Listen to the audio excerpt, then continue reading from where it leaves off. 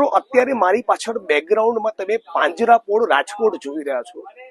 ભારતીય જનતા પાર્ટીના માણસો ગાય માતા કરીને આખા ગુજરાતમાં અને દેશમાં દરેક રાજ્યમાં રાજનીતિ કરી, સત્તા પ્રાપ્ત કરી અને અત્યારે રાજકોટના પાંજરાપોળમાં નકરા કાદવ, કીચડ, ગંદકી અને ઉકરડામાં ગાયોને રાખી છે. લંપીની બીમારી થઈ છે. સેંકડોની હજારો ગાયો સૌરાષ્ટ્રમાં અને રાજકોટમાં સાફ થઈ ગઈ. એક આરએસએસ અને ભારતીય જનતા પાર્ટીનો માણસ એક શબ્દ બોલ્યો નથી. આ લંપી બીમારીને કારણે બીજી બધી ગાયો મરવાની છે. હું કેમેરામેનને વિનંતી કરું, જે કાદવ કીચડ છે એનું દ્રશ્ય બતાવો. કેવી પરિસ્થિતિમાં, કેવા ઉકરડામાં તમે ગાયોને રાખો છો. ગાયના માતાના નામે તમે રાજનીતિ કરો અને આ પરિસ્થિતિ જોજો. બધી બીમારી તમે જોઈશો, બધાને લંપીની બીમારી થયેલી છે. આ લંપી રોગનો ભોગ બનેલી આ બધી ગાયો છે.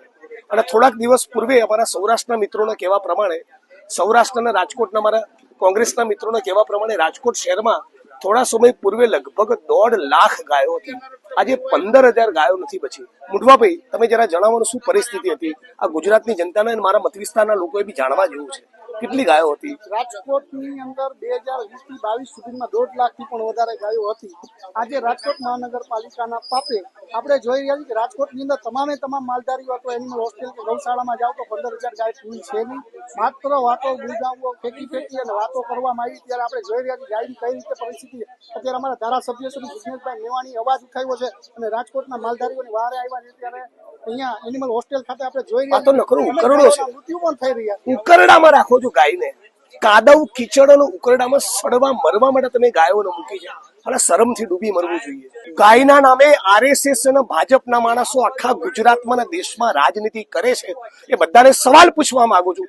આ રાજકોટના પાંજરાપોળમાં આવીને એક સેકન્ડ તમે ઉભા કરો, તમે તમારું નાક દુર્ગંધથી તમારું બંધ થઈ જશે. એટલો કાદવ, કીચડ ને ઉકરડામાં તમે ગાયને રાખી છે.